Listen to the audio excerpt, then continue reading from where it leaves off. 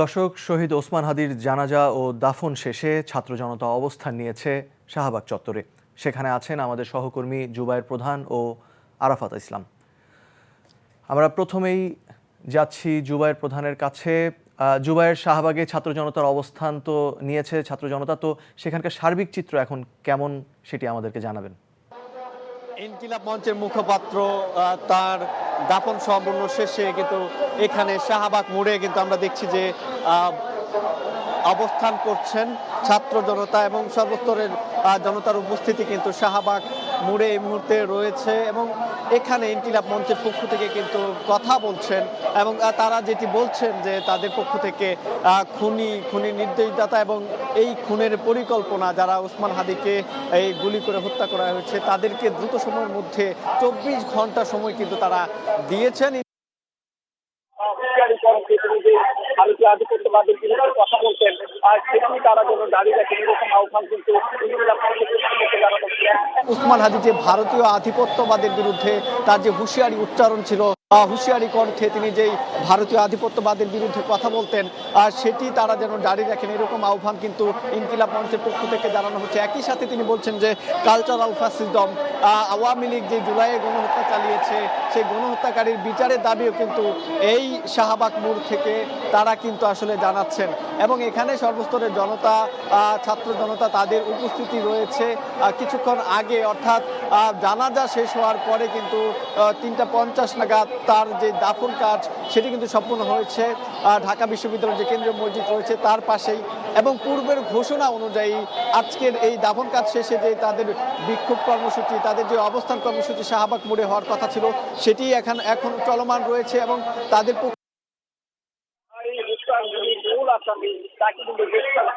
তারা কিন্তু আসলে কথা বলছেন। তারা স্বরাষ্ট্র উপদেষ্টা পদত্যাগ দাবি করছেন। তারা বলছেন এই যে 1 সপ্তাহেরও বেশি সময় হয়ে গেল এখনো এই হত্যার যিনি মূল আসামি তাকে কিন্তু গ্রেফতার করতে পারেনি এবং সেই জন্য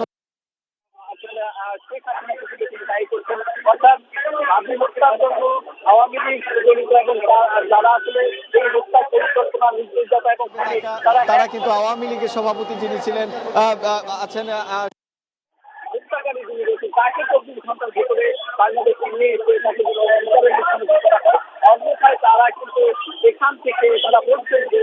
আরো প্রচুর কর্মসূচি তারা কিন্তু সব জায়গায় প্রতিনিধি দেখিয়েছিলেন। সেটাও কিন্তু এখানে আমরা দেখছি শাহবাগ মোড়ে জড়ো হয়েছেন এবং তাদের পক্ষ থেকে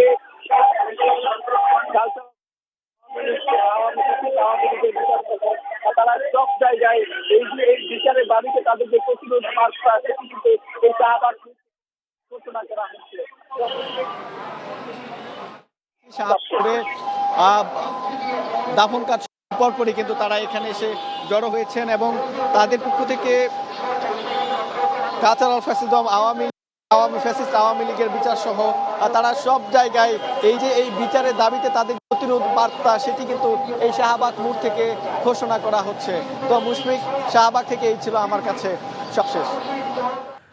জুবায়ের, আপনি আমাদের সাথেই থাকুন। এখন যাচ্ছি আমাদের আরেক সহকর্মী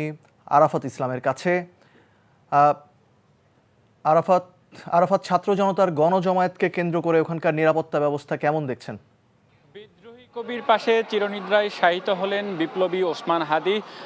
আজ বেলা 2:30টার সময় রাজধানীর মানিক মে এভিনিউতে তার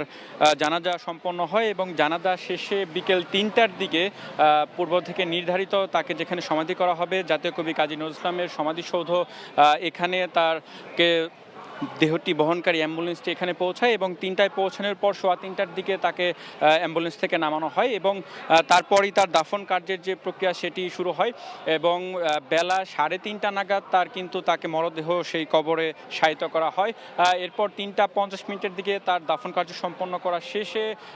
4টার কিছুক্ষণ আগে কিন্তু তার দোয়া মোনাজাত সেটি অনুষ্ঠিত হয় এবং হাদির বড় ভাই তিনি যেমনটি জানাজার নেতৃত্ব দিয়েছেন একইভাবে কিন্তু দোয়া মোনাজাত যেটি আনুষ্ঠানিকতা সেটি সেটিও কিন্তু ওসমান হাদির বড় ভাই সেটি সম্পন্ন করেন এবং আমরা দেখতে পেয়েছি তার দাফন কার্য সম্পন্নকে কেন্দ্র করে সমাধিসৌধের যে আশপাশের এলাকা এখানে কয়েক স্তরের নিরাপত্তা বলয় তৈরি করা হয়েছে, যেমনটি দাফন কার্য সম্পন্ন হওয়ার পরেও কিন্তু বলবৎ রয়েছে এবং তার যে সমাধিসৌধ সেটিকে ঘিরে কিন্তু তার যে ভগ্নরাগী এবং উৎসুক জনতা তাদের কিন্তু আমরা একটি ভিড় দেখতে পেয়েছি এবং পাশেই শাহবাগেও কিন্তু ইনকিলাব মঞ্চের যারা রয়েছেন এবং ছাত্র জনতা তারা কিন্তু সেখানে অবস্থান নিয়েছেন এবং সবার মাঝে কিন্তু একটি বক্তব্য, অনতি বিলম্বে কিন্তু হাদির যারা হত্যাকারী তাদেরকে দ্রুত গ্রেফতার করে আইনের আওতায় আনার দাবি জানাচ্ছেন তারা, যাতে করে পরবর্তীতে জুলাই যোদ্ধা বা কোনো ধরনের একটিও প্রাণ যাতে আর হানি না ঘটে সেটি কিন্তু তারা নিশ্চিত করার দাবি বলছেন। এবং এখানে আমরা দেখতে পেয়েছি আইন শৃঙ্খলা রক্ষার দায়িত্বে এখানে সেনাবাহিনী, বিজিবি, র্যাব, পুলিশ এবং পুলিশের যে বিশেষায়িত যে বাহিনী রয়েছে সোয়াত টিম, একই সাথে ডিবির সদস্য তাদেরকে কিন্তু আমরা দেখতে পেয়েছি। জানিয়ে রাখি, যেমনটি আমরা জানি যে গত 12 ডিসেম্বর রাজধানীর যে বক্স কালভার রুট সেখানে কিন্তু জুমার নামাজের পর তিনি নির্বাচনী প্রচারণায় বেরিয়েছিলেন এবং নির্বাচনী প্রচারণায় বের হওয়ার পরে কিন্তু সেখানে তিনি গুলিবিদ্ধ হন এবং গুলিবিদ্ধ হওয়ার পরে তাকে তাৎক্ষণিকভাবে ঢাকা মেডিকেল কলেজ হাসপাতালে নিয়ে যাওয়া হয়। সেখানে তার একটি অস্ত্রোপচার সম্পন্ন শেষে তাকে সন্ধ্যায় সেদিনই এভারকেয়ার হাসপাতালে নেওয়া হয় এবং পরবর্তীতে তার অবস্থার উন্নতি না হওয়ার কারণে তাকে দেশের বাইরে নেওয়ার সিদ্ধান্ত হয়। 15 ডিসেম্বর তাকে সিঙ্গাপুরে নেওয়া হলে গত বৃহস্পতিবার কিন্তু তিনি মৃত্যুবরণ করেন এবং শুক্রবার গতকাল সন্ধ্যায় তাকে দেশে আনা হলে আপনি যেমনটি জানছিলেন, বলছিলেন যে জাতীয় হৃদরোগ ইনস্টিটিউটে তার লাশ রাখা হয়। পরবর্তীতে ময়নাতদন্ত শেষে আজকে তার দাফন কার্য সম্পন্ন হয়েছে এবং এই মুহূর্তে যদি সমাধিসৌধের আশপাশের এলাকার কথা বলি তাহলে আমরা কিন্তু দেখতে পাচ্ছি এখানে মুহুর্মুহু স্লোগান চলছে এবং স্লোগানে কিন্তু হাদিকে স্মরণ করা হচ্ছে। একই সাথে তারা কিন্তু এক ধরনের হুঁশিয়ারি দিচ্ছেন যারা জুলাই বিরোধী যারা রয়েছেন বা যারা ফ্যাসিবাদের যারা চক্রান্তে যারা জড়িত আছেন, তারা ফ্যাসিবাদকে যারা করছে তাদের বিরুদ্ধে কিন্তু তারা হুঁশিয়ারি দিচ্ছেন। তো এখন পর্যন্ত এই ছিল আমার কাছে জাতীয় কবির সমাধিসৌধের সামনে থেকে সবশেষ পরিস্থিতি। শহীদ ওসমান হাদির জানাজা শেষে শাহবাগে ছাত্র জনতার গণজমায়েতের সবশেষ খবর জানছিলাম।